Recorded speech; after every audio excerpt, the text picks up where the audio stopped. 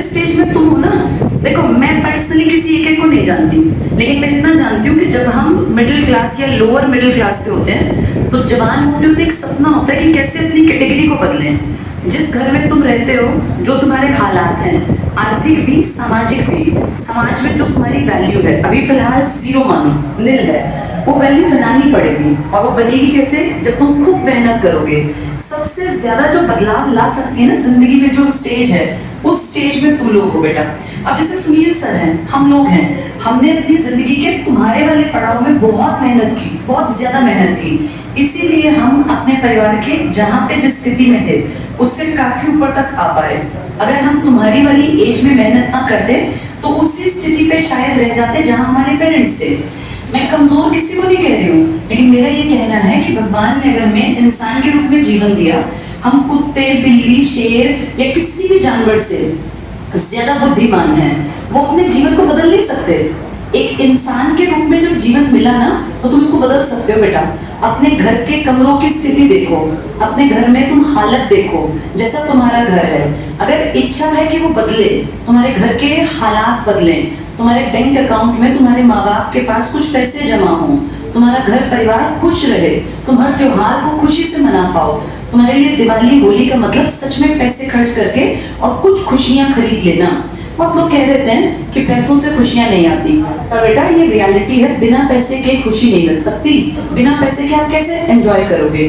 परिवार के साथ आपको होली दिवाली मनानी है, अब दिवाली पे आपके पास पैसा है, 20,000 रुपए खर्च करने के हैं, तो आप नए कपड़े ले आओ, आप अपने घर को सुंदर बना लो, आप अच्छी अच्छी मूर्तियां लगा लो, खूब गुलाब की पंखुड़ियां भगवान की पूजा में बिछाओ, अपने आप मन खुश होगा। एक घर में 1,000 रुपए की भी किल्लत है और आपको लगता है कि यार 1 भी रुपया खर्च नहीं कर सकते, तो फिर कैसी दिवाली और कैसी होली? ये जो खुशियां है ना, ये बटोरनी पड़ती हैं, और ये बटोरने के लिए आज के इस टाइम में बिना पैसे के कुछ भी नहीं हो सकता। तो पहली प्रायोरिटी, अपने आप को इंडिपेंडेंट बनाओ। जहां हो, जैसे हो, वहां से मेहनत स्टार्ट करो। और जितना टाइम बीत गया सो बीत गया, छोड़ो उसको, बीत गई सो बात गई। 2024 का सितंबर का एंड आ गया। अगर तुमने अब तक भी सीरियस होके नहीं पढ़ा, कोई बात नहीं, अभी भी लाइफ का एक लंबा हिस्सा तुम्हारे हाथ में है। अब से स्टार्ट कर दो।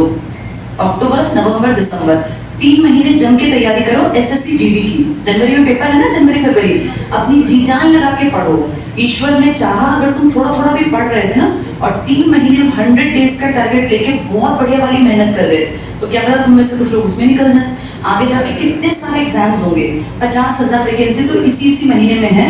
मेहनत करो बेटा, मेहनत जिंदगी को बदलती है, हमारे स्टैंडर्ड को बदलती है। लाइफ को अगर तुम एंजॉय करना चाहते हो ना, तो पैसा कमाना मस्ट है। बिना पैसे के कोई नहीं है। 4 दिन की दोस्ती, 4 दिन की यारी, कोई भी सगा नहीं है। जब तुम काबिल हो तो सारे रिश्ते सुंदर हैं, फिर चाहे वो तुम्हारे घर के हो, पड़ोस के हो, रिश्तेदार हो या यार दोस्त हो। मजे करने ना जिंदगी में, तो अब थोड़ी सी मेहनत करो। ये मेहनत आगे की जिंदगी को सेफ, सिक्योर और मजेदार बना देगी। और अगर तुम अब मजे ज्यादा कर रहे हो ना, तो फिर आगे के 40 साल एक एक पाई के लिए मोहताज होना पड़ेगा। अभी तो ईश्वर की दया से तुम जिस उम्र में हो, अभी कोई खर्चे नहीं है बेटा, लेकिन आज से 50 साल बाद, 40 साल बाद जब तुम बुजुर्ग अवस्था में आओगे, तो तुम्हें हर चीज चाहिएगी। तब भगवान न करे कोई बीमारी हो जाए घर में, तो पैसा खर्च होता है।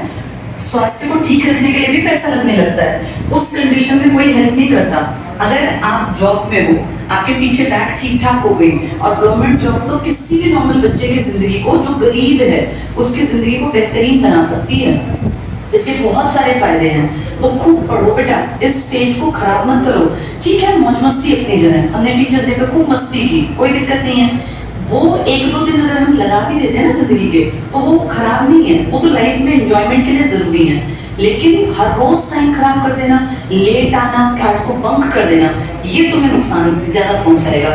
लाइफ एक बार मिली है, करियर बनाने का मौका भी एक ही बार मिलेगा। 50 साल में जाके किसी के करियर नहीं बनते, एवरेज इंसान के। ये पीक टाइम है तुम्हारा मेहनत करने का। एक बार जम के बढ़िया वाली मेहनत पढ़ाई में कर लो, फिर अगले 30-40 साल आराम से जिंदगी जीना। फिर अपनी बाइक हो, अपनी गाड़ी हो, तुम ईएमआई भरने के लायक हो जाओगे। एक बंधी तनख्वाह हो जाएगी तो तुम घर बनाने के लायक हो जाओगे। तुम अपनी सारी चीजों को, सारे खर्चों को मेंटेन कर पाओगे। तो खूब पढ़ो बेटा। और दूसरी चीज, अपने कैरेक्टर पे थोड़ा सा काम करना। ये कैरेक्टर एक ऐसी चीज है, आजकल की तुम्हारी जो पीढ़ी है, बहुत लोगों को लगता है कि कैरेक्टर की भी क्या इतनी कोई जरूरत है। बहुत जरूरत है बेटा। जब एक एज क्रॉस कर जाओगे ना 35 से ऊपर, तब तुम्हें समझ में आएगा कि कैरेक्टर की बराबरी कभी भी किसी भी चीज से आप कर ही नहीं पाओगे।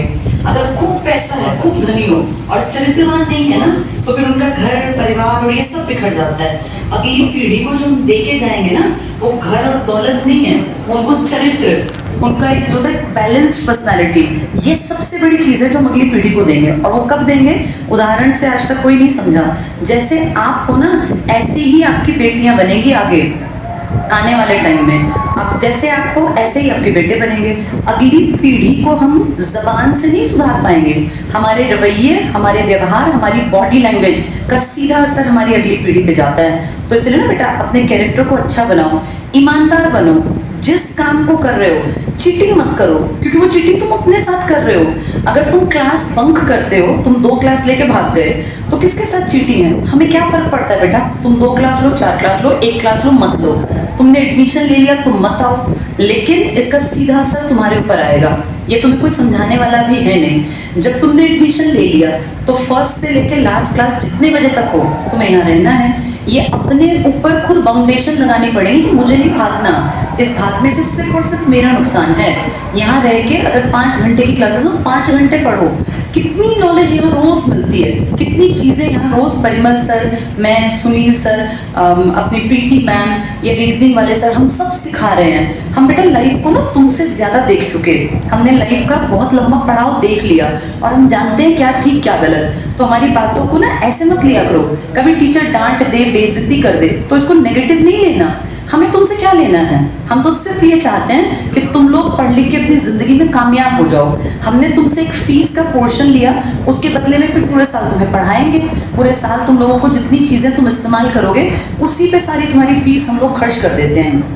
मेन चीज क्या है? सोसाइटी में अच्छे इंसान बने। अब तुम लोग जिस स्टेज पे हो, एक तरफ तो ड्रग्स, कितने लड़के लड़कियां आज इसी टाइम पे ड्रग्स की तरफ भाग रहे हैं। एक तुम लोग हो, बिना मन के ही सही, अगर क्लास में बैठे हो, मैं 100% श्योर हूँ, जो बच्चा 1 साल तक चाहे आधे मन से क्लास लेता रहे, लेकिन वो पूरे साल अगर यहाँ 5-6 पीरियड पढ़ता रहा, तो तुम देखना 1 साल में उसमें बदलाव आ जाएगा।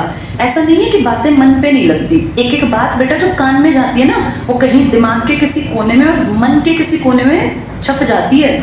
और कभी जिंदगी में जब मुश्किल हालात आते हैं ना, तो वो बातें याद आती हैं। तो अपनी लाइफ को अच्छा बनाओ, ईमानदार बनो, काम के प्रति डेडिकेटेड रहो और खूब जम के मेहनत करो बेटा। ये कुछ साल हैं बस आपके हाथ में। जिस दिन जिंदगी सेट हो गई, फिर लाइफ में आगे मजे ही मजे होते हैं। हाँ, ये मत सोचना कि जिंदगी एक स्मूथ वो पकड़ लेगी।